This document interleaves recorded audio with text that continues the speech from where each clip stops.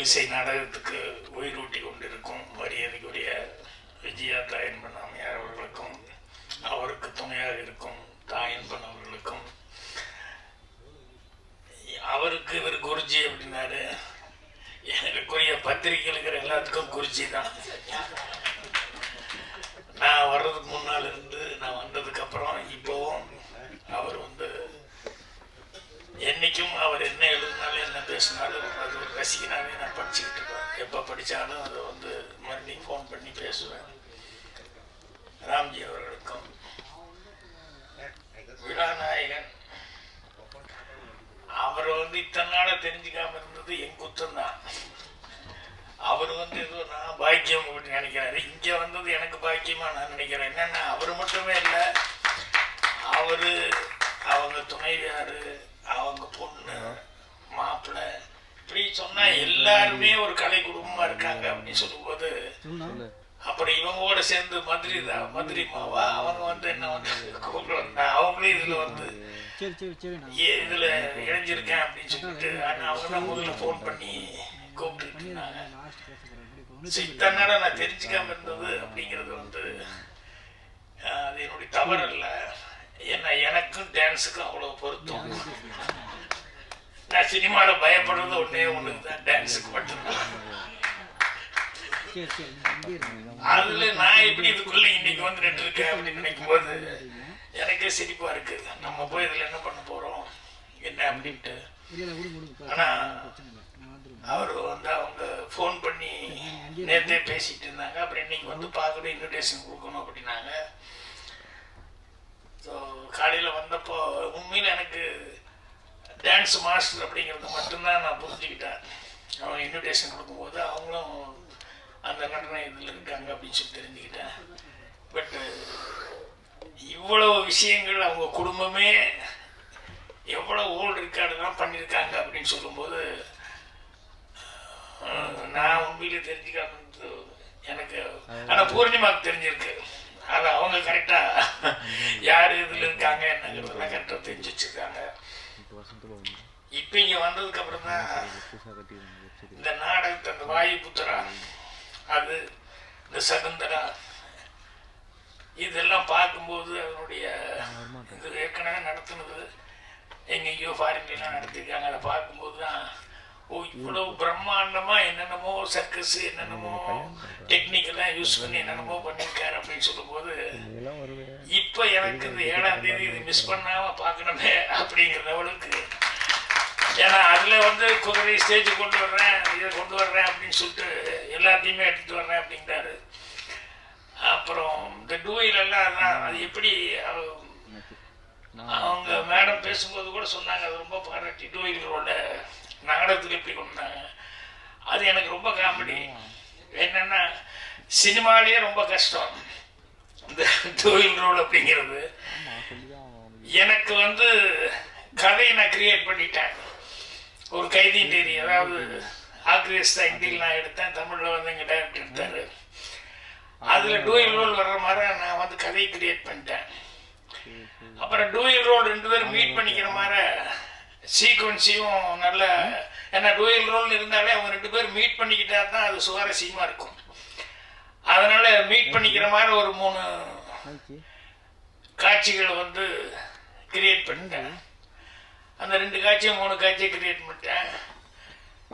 அதுக்கப்புறம் ஷூட்டிங்ல அப்ப என்னன்னா கைதின் டைரி அப்பெல்லாம் நான் தனியா படம் முந்தான முடிச்ச வரைக்கும் எல்லா படமும் நான் தனியா எடுத்துக்கிட்டு இருக்கிறேன். அதனால இந்த படத்துக்கு ஷூட்டிங்க்கு கதை வசனம் மட்டும் நான் எழுதி கொடுத்துட்டு நான் ஷூட்டிங் போக முடியல. அதனால இந்த டூயல் ரோடு எல்லாம் எப்படி எடுக்கிறாங்க என்ன அப்படிங்கிறது பார்க்கறதுக்கான சான்ஸ் இல்லை. சினிமாவில் பார்த்துருக்கும் ஒழிய அதை எப்படி எடுக்கிறாங்க அப்படிங்கிறது இருக்க அது எனக்கு தெரியல. சரி, எங்க டைரக்டர் அவர்கிட்ட கொடுத்துட்டு அவர் படம் முடிஞ்சது. ஆனா அவரு பாருங்க அந்த டூயல் ரோல் சீனுக்குள்ள முக்கியமான சீன் அவர் எடுக்கவே இல்லை. அவர் விட்டாரு. என்னன்னு போய் அது வழக்கம் போல இருக்கு டூயல் ரோல், நான் விட்டுட்டியா அப்படின்னாரு. இல்லை சார், டூயல் ரோல் இருந்தாலே 2 பேரும் சந்திச்சா தான் சார் இன்ட்ரெஸ்டிங் அப்படின்னு சொல்லிட்டு அப்புறம் நான் என்னோட அதே ஹிந்தியில் நான் பண்ணும்போது அந்த டூயல் ரோல் சீன்லாம் எடுக்கலான்னு சொல்லிட்டு போனேன். இப்போ எனக்கு ஒரே காம்ப்ளெக்ஸ் என்னென்னா, நான் டூயல் ரோல் எப்படி எடுக்கிறது, நான் பார்த்ததும் இல்லை எப்படி எடுக்கிறாங்கன்னு. எங்கள் டைரக்டரும் எடுக்கல, அந்த ஷூட்டிங் அட்டன் பண்ணல. ஸோ என்னடா பண்ணுறது, இன்றைக்கி இந்த சீன் எடுத்தாங்கன்னு திருன்னு முழிச்சிட்டு, நம்ம படமொழி சொல்லுவாங்களே, சந்தையில் வித்தாடு போக சொச்சாடு முடிச்சுட்டு இருக்கணும், அந்த மாதிரி அந்த சீன் எடுக்கிறதுக்கு வந்துட்டார். அமிதாப் பண்ணிட்டாரு, கேமராமேன் வந்துட்டார். என்ன சாட்டு சொல்லி எப்படி இதை சரி ஓப்பனாக சொல்லிடலாம், நமக்கு கேமராமேன்கிட்ட சொல்லி அது எப்படின்னு நீங்களே எடுங்க கோபால் ரெட்டி அப்படிங்கிற அளவுக்கு சொல்லிடலாம் அப்படின்னு உட்காந்துருந்தேன். வந்தோடனே அமிதாப் அவர்கள் வந்து அவர் கோபால் ரெட்டி கிட்ட வந்து கேட்குறாரு, today we are going to take mass shot no அப்படின்னா, நாம டூயல் எடுக்க போகிறோம் அப்படின்னு. அவர் உடனே கேட்குறாரு, which is convenient to you Gopal Reddy அப்படின்னு கேமராமேன் கேட்குறாரு. அவர் வந்து sir light mask that is better for me அப்படிங்கிறாரு. எனக்கு ஒன்றும் புரியல, லைட் மாஸ்க் இது வேறு இருக்கா அப்படின்னு சொல்லி முடிச்சுட்டு உட்காந்துருக்கேன். அப்புறம் அமிதாப் அவர்கள் வந்து no no no will go for dubbing first, that is coming to me அப்படின்னாரு. No sir it is indoor light mask அப்படின்னு சொல்லி இவர் அதை சொல்லிட்டு இருக்காரு, அவர் அதை சொல்லிட்டு இருக்காரு. ரெண்டும் தெரியாமல் நான் அப்படியே முடிச்சுட்டு உட்காந்துட்டு இருந்தேன்.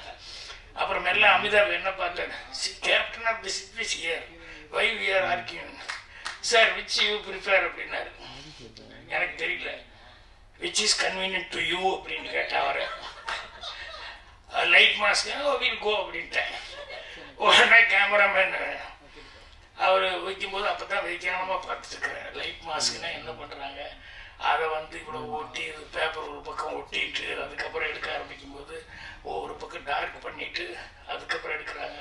ஓ இதுதான் லைட் மாஸ்க் போல இருக்கு அப்படின்னு. அதுக்கப்புறம் பார்த்தா ஒரு 2 கேரக்டருக்கு டப்பிங் இவரே பேசிட்டு அதை வந்து நாகரால வந்து ரெக்கார்டு பண்ணிவிட்டு அந்த டைமிங்க்கு வந்து கரெக்டாக இது பண்ணார் அப்படின்னு சொல்லிட்டு இதை பார்த்து இதுதான் டூயல் ரோல் எடுக்கிறது பற்றி தானே அப்படின்னு சொல்லி தெரிஞ்சுக்கிட்டு, அதுக்கப்புறமா வந்து அந்த வித்தை தெரிஞ்சிருச்சு அப்படின்னு ஒன்று.